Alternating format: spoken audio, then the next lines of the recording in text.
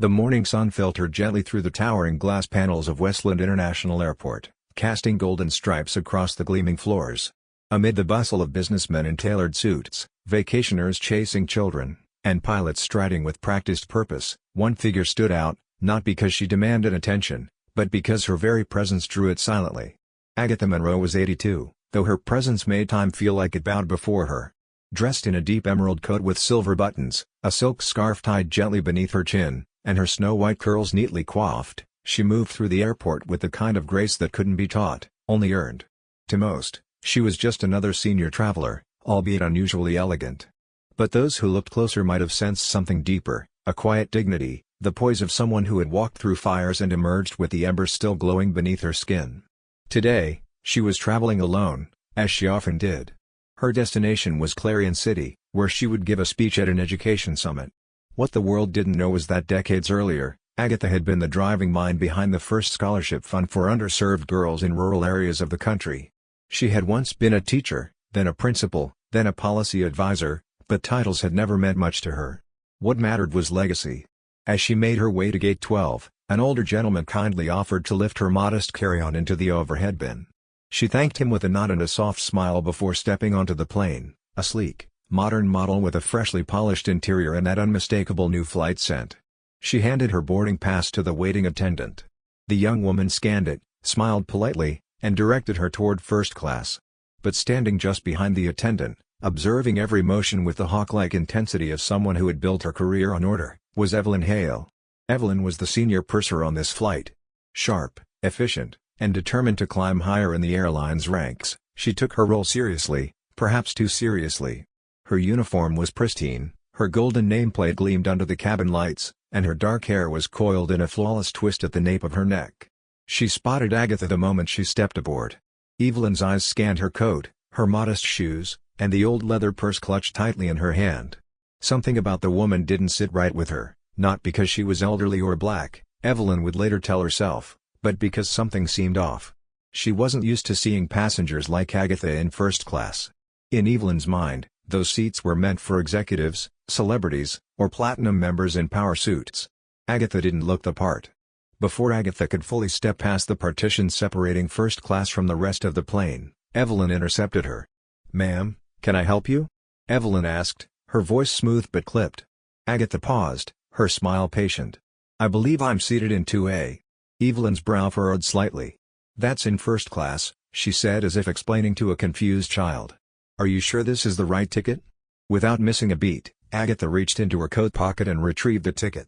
It was printed neatly with her name, Agatha Monroe, Seat 2A, First Class. Evelyn took it, eyes scanning the print slowly, as if trying to find a hidden flaw. The silence lingered uncomfortably.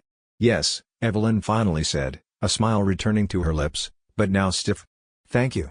Agatha gently reclaimed her boarding pass, giving a small nod before continuing to her seat. But Evelyn lingered. Something still felt wrong to her.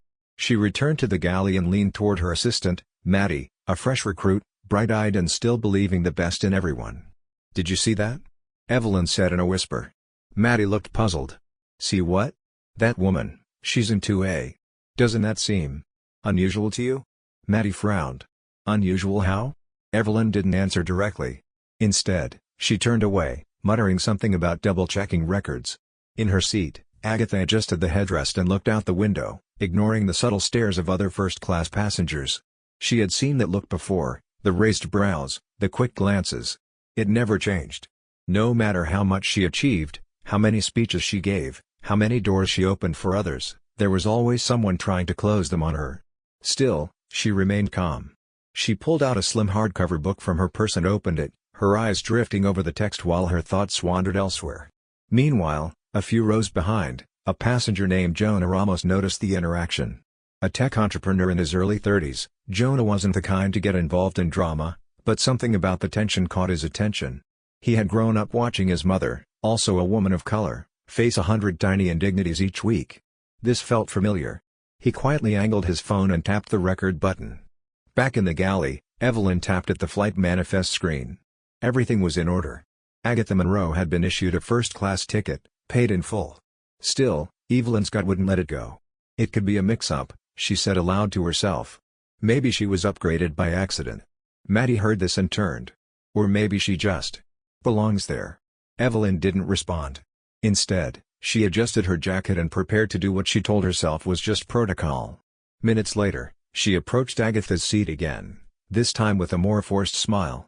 "Ma'am," she said, "I'm going to need to see your boarding pass again. We've had a technical issue with our seating chart." Agatha looked up, her expression unreadable. She didn't argue. She handed the pass over a second time.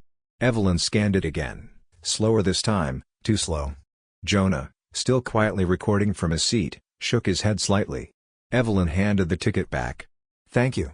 Enjoy your flight." But the tightness in her jaw betrayed her annoyance. Agatha said nothing. She didn't need to. Her silence was louder than any rebuttal. As Evelyn turned to leave, Agatha finally spoke. "Be careful, young lady," she said softly. "Sometimes we look right at someone and still fail to see them." The words hung in the air long after Evelyn disappeared down the aisle. Outside, the engines rumbled to life. The plane began to taxi toward the runway. But inside, something much bigger was already taking off. The soft chime of the seatbelt sign dimming was followed by the subtle clink of ice in a glass. Flight 746 from Westland to Clarion City had just reached cruising altitude, and the first-class cabin settled into a gentle hush. Leather seats reclined, attendants moved with practiced grace, and ambient jazz filled the air. Agatha Monroe sat in seat 2A, her book open on her lap but unread. Her eyes, sharp and reflective, gazed out the window as clouds unfurled like white silk beneath the aircraft. Though outwardly calm, she felt the simmer of something familiar, the heat of being underestimated. Across the aisle, Jonah Ramos reviewed the footage on his phone. He hadn't planned on recording anything that day, but something about the way that flight attendant had looked at Agatha, spoken to her, insisted on a second check. He knew it was wrong. Not just procedural. Personal. The kind of wrong his own mother had faced too many times in her life. Back in the galley, Evelyn Hale couldn't let it go. "She's hiding something," she whispered to Maddie, who was prepping meal trays. "Hiding what? A first-class ticket and a good posture?" Maddie replied, her tone a careful blend of sarcasm and genuine concern. Evelyn huffed. "You don't get it. Something's off. I've worked this route for years, and I've never seen a name like hers on the Platinum Manifest. No VIP status, no government ID, nothing. Just a fluke. Or," Maddie said calmly, "maybe she doesn't need to be a celebrity to sit up here." Evelyn turned away, lips tightening. "I'm contacting the air marshal. If she's not who she says she is, that's a risk." "You're serious?" Maddie blinked. "You want to escalate this?" "I'm serious about protocol," Evelyn snapped. "And appearances. This flight has brass watching. You know the inspection crew is monitoring staff behavior today. I can't afford a misstep." But she already had. As Evelyn walked back into the cabin, she didn't see Jonah tilt his phone again, quietly documenting her movements. He had seen this story unfold before, too many times. And he wasn't going to let it pass unchallenged. Evelyn stopped beside Agatha's seat again.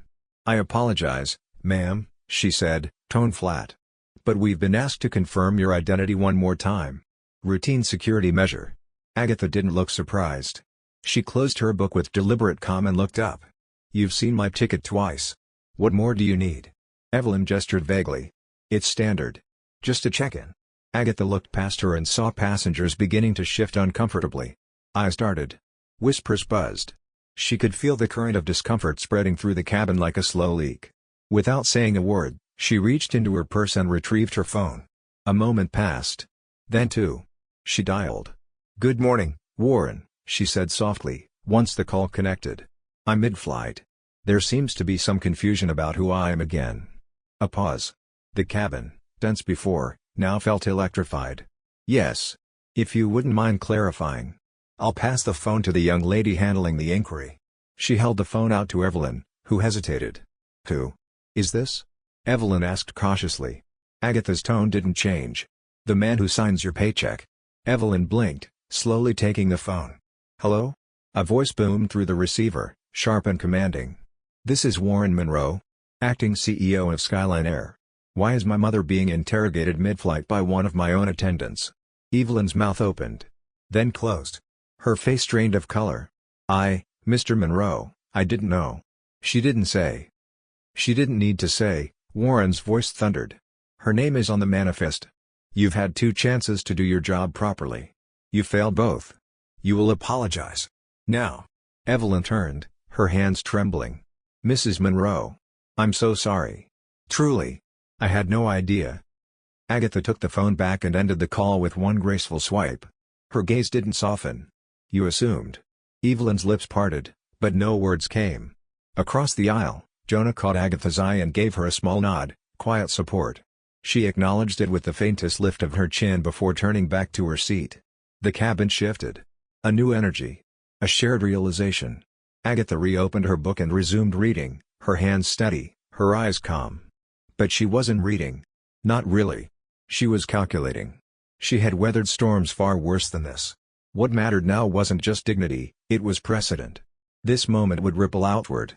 Someone had filmed it. Someone would share it. Someone would learn from it. Meanwhile, Evelyn retreated to the galley in a daze. She gripped the counter, breathing heavily. Maddie approached, unsure whether to offer comfort or confrontation. "I warned you," Maddie said gently. "I thought I was doing the right thing," Evelyn whispered. "No," Maddie replied. "You thought you wouldn't get caught." Silence. Evelyn didn't respond. In first class, Agatha sat like a mountain, still, strong, unmoved by wind or fire. She felt the shift in the air. She knew eyes were watching her now with respect instead of suspicion. But she didn't care about that. She cared about the girl 3 rows back watching silently. She cared about the steward still whispering with another. She cared about the man across the aisle, quietly uploading a video to the internet. Because change wasn't about applause, it was about consequences. Agatha Monroe wasn't just a passenger. She was a reckoning. As the plane hummed softly through the skies toward Clarion City, Agatha Monroe reclined gently in her seat, the sunlight warming her hands. From the outside, she looked serene, even distant. But within her, memories stirred, memories she didn't often visit. The confrontation had passed, but its echoes lingered in the air like the subtle scent of a storm long gone. In her lap, her book remained open but untouched. Instead, her gaze lingered on her gold wedding band, worn and smooth from decades of life. She rotated it gently with her thumb, lost in thought. Few knew how far she had come. Fewer still knew what it had taken. She had once scrubbed these very plain cabins, floors, not ceilings. She had walked the airport's echoing halls in a maintenance uniform, pushing carts of supplies, invisible to most. But even then, she had walked with dignity. Always with dignity. 38 years ago. Agatha was just 24 when she got her first job at HarborLink International, back when it was still a modest regional airport.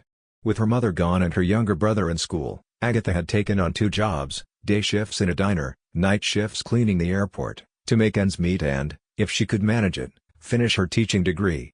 She remembered the feel of the industrial mop in her hands, the rough soles of her shoes sticking slightly to freshly waxed floors, and the dull ache in her lower back that never quite went away. But what she remembered most was the silence.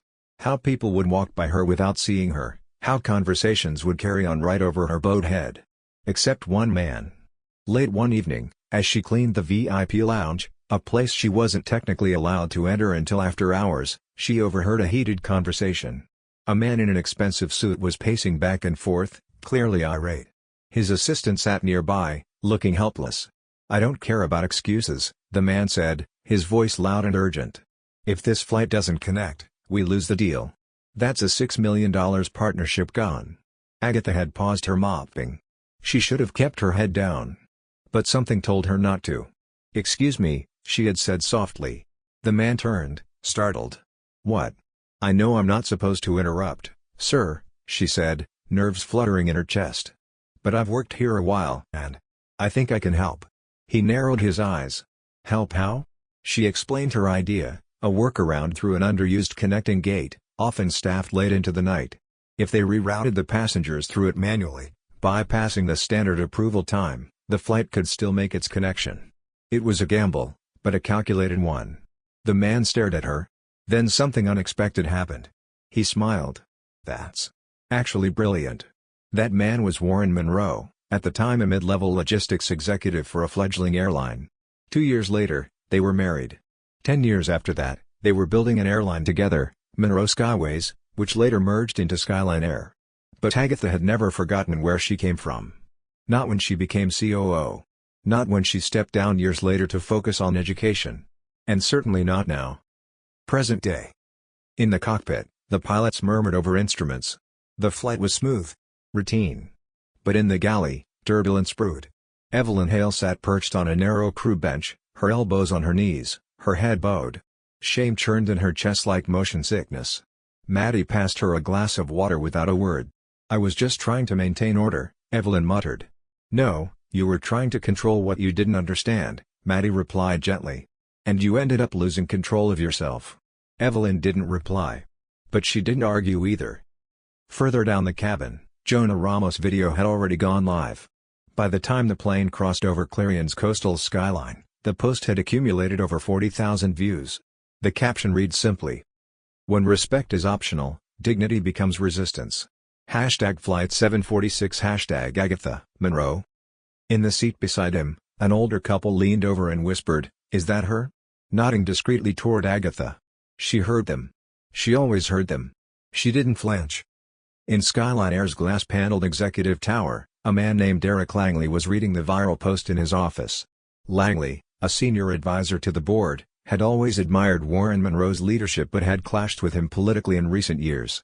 He knew this video would cause tremors, not just in HR, but in public trust. And he knew exactly who might seize on the chaos. Charles Vernon. Charles was the current chief strategy officer and a rival to the Monroe legacy. While Warren had stepped back from daily operations, his values were still deeply embedded in the company's DNA, values Charles found outdated and inconvenient. Charles had been waiting for an opening. This was it. Langley picked up the phone. "We've got a situation," he said into the receiver. "And Charles is going to make it a war." Back on the plane, the captain's voice crackled over the intercom. "Ladies and gentlemen, we've been made aware of a situation that occurred during the early part of this flight. Please know that it is being addressed by the appropriate channels. We thank you for your patience and understanding." A ripple moved through the cabin. Some looked around. Others turned toward Agatha. She didn't react. She simply closed her book. In the back of the plane, Evelyn stood up, straightened her uniform, and walked slowly down the aisle. She paused at Agatha's row. The cabin held its breath. "I wanted to apologize, again," she said quietly. "I made assumptions I shouldn't have." Agatha looked up at her. This time, her face softened slightly. "Do you know why you made them?" she asked, voice even. Evelyn swallowed. I thought I was being cautious. Professional." "No," Agatha said, her gaze combat-piercing. "You thought I didn't belong." The silence between them lasted several seconds. Passengers nearby lowered their phones, listening now with their hearts. "I see that now," Evelyn whispered. Agatha nodded once. "Then perhaps next time, you'll choose to see before you decide." As Evelyn walked back toward the galley, Sarah, the youngest flight attendant, watching everything, felt something shift inside her. Something like resolve. The day after Flight 746 touched down in Clarion City, the internet was ablaze. On every platform, from casual message boards to major news outlets, the story of Agatha Monroe's treatment had gone viral. But it wasn't just the confrontation that caught attention. It was the elegance with which Agatha had handled it. The calm. The restraint. The revelation of her identity. In the now viral video, when Evelyn had handed her the phone and Warren Monroe's voice rang through the speaker identifying himself as the acting CEO and calling Agatha his mother, every listener, viewer, and reader felt the shift in power. The world took notice. And the airline did too. At Skyline Air's headquarters, boardrooms buzzed with tension. Executives whispered in corners. Public relations was overwhelmed, legal was in damage control mode, and the Internal Ethics Committee had been activated within hours of the video hitting 10 million views. In his sleek, glass-walled office, Charles Vernon smiled as he scrolled through the trending hashtags. #Justice for Agatha. #See her seat. #Skyline fail. He wasn't smiling because he supported the public outcry. He was smiling because this was his moment. Vernon had always opposed the Monroes, both Warren and Agatha. While the public loved their values-driven vision, Vernon had long believed the airline needed something more ruthless, more profitable. The Monroes were legacy thinkers in a modern world, and now, finally, their legacy had been marred. Public trust was shaken. He picked up the phone. "Begin drafting the transition strategy," he told his chief of staff. "Push for an emergency board vote. We paint this as a leadership failure. And if Warren pushes back?" The voice on the other line asked. "Let him," Vernon replied. "He's too tied to the scandal now." And Agatha? They've turned her into a martyr. But martyrs don't run companies. Meanwhile, inside her modest but elegant townhome on the city's edge, Agatha sat at her writing desk with a cup of tea. The walls were adorned with framed newspaper clippings, awards, and candid photographs of former students whose lives she had helped transform. In a corner sat the old mop handle from her janitor days, mounted like a trophy, not as a reminder of struggle, but of perseverance. Her phone buzzed with messages. Media requests. Speaking invitations. Even letters from young women, black, brown, Asian, indigenous, writing to say, "Thank you. You reminded the world that we belong where we sit." Agatha responded to none of them. Not yet. Instead, she reviewed a draft proposal that had arrived from Sarah Torres, the young flight attendant who had witnessed the entire incident on Flight 746. Sarah had reached out the night before, explaining she wanted to launch an initiative within the airline, a platform for employees to anonymously report bias, backed by real-time accountability and cultural training. "I know I don't have power," Sarah had written, "but I want to start somewhere." Agatha smiled as she read the document again. Power didn't come from titles. It came from the courage to act. Sarah herself, back at Skyline's training center, paced nervously outside a meeting room. Inside were mid-level HR managers and training leads. Sarah had requested a meeting to present her idea. She had no authority. No clout. But she had a voice. And she intended to use it. Evelyn Hale was also there, invited at Sarah's insistence. Evelyn had been placed on temporary leave pending internal review, but Sarah believed her inclusion mattered. If change was the goal, redemption had to be part of the story. When Sarah was finally called in, she spoke clearly and from the heart. "I was there," she said. "I saw how Mrs. Monroe was treated. I watched as assumptions nearly led to humiliation. And I realized, it's not just about who made the mistake. It's about who speaks up afterward." She laid out her proposal: a peer support system, bias training workshops, an anonymous hotline. More than policies, it was a shift in culture. Surprisingly, Evelyn stood and spoke next. "I failed," she admitted, her voice hoarse. "I let years of bias, taught to me, never questioned, dictate how I treated someone. I hurt our reputation, yes. But worse, I hurt a woman who deserved better. I want to be part of fixing that." The room was quiet. One of the HR leads nodded slowly. "We'll escalate this to the board. With Mrs. Monroe's support, it may gain traction." Sarah smiled. "She's already read it." But the storm was far from over. In the coming days, anonymous leaks flooded the press, internal memos, meeting transcripts, half-truths designed to make Agatha and Warren appear out of touch and ineffective. Charles Vernon's fingerprints were all over it, though nothing could be proven. Still, Agatha remained unbothered. "I've faced worse," she told Warren over dinner one evening. "They think they can twist this, but the public sees the truth." Warren was less calm. "He's calling for a vote, Mother. He wants us out. And he's got the numbers, at least he thinks he does." Agatha sipped her tea. "Then we show them what leadership looks like." The day of the emergency board meeting arrived. The conference room at Skyline HQ was filled with tension thick as fog. Executives, shareholders, press advisors, they all murmured as Agatha entered the room, flanked by Warren and Sarah. Across the table sat Charles Vernon, smug and unshaken. "Let's begin," he said. Before he could continue, Agatha stood. "I have a few remarks, if you'll allow me." There were no objections. She turned to face the board, not with rage, but with resolution. "Some see this past week as a crisis," she said. "I see it as clarity. For too long, inclusivity has been a slogan, not a standard. We tell the world we are a modern airline, but do we model it in our culture?" She stepped aside, gesturing to Sarah. Sarah presented the program. Evelyn stood by her side, not as a defender, but as an example. When they finished, Agatha closed with a quiet but firm statement. "We don't get to choose how people remember us. But we do get to choose what we stand for today." The vote was called. The result? Warren would remain CEO. Agatha would lead a new council on cultural equity. Sarah was appointed liaison to implement her initiative. Charles Vernon was removed from strategy leadership and reassigned pending further review. It wasn't a total defeat, but it was enough to show that his grip on the airline was slipping. That night, Agatha returned home to find a package on her doorstep. Inside was a silver pin, Skyline's original wing insignia, engraved with the words, "Rightful place. Earned and undeniable." There was no sender name. But she smiled anyway. Because she already knew. 3 months had passed since the flight that changed everything. In that time, headlines had faded, hashtags cooled, and public outrage quieted. But beneath the silence, something had shifted. Something lasting. Inside Skyline Air's central office, now affectionately dubbed the Compass House by staff, a new mural adorned the lobby wall. It depicted the silhouette of a plane cutting through turbulent clouds, its wings lit by golden rays. Beneath it, etched in brass, were the words, "Respect isn't granted by status, it's honored by action." Agatha Monroe stood beneath that mural on a quiet spring morning, her fingers tracing the letters. Her public role in the airline had grown, but she never let it become a performance. She still took the subway. Still brewed her own tea. Still replied to handwritten letters from strangers who told her, "You reminded me that I matter." Today was a special day. Not for her, but for someone else. In the Skyline Training Center, Sarah Torres adjusted the collar of her new navy blue blazer. Today was her first day as Director of Equity and Culture. She still wore her flight attendant pin, a quiet tribute to where she started, but now, she walked the halls with authority. Earned authority. Her office wasn't grand.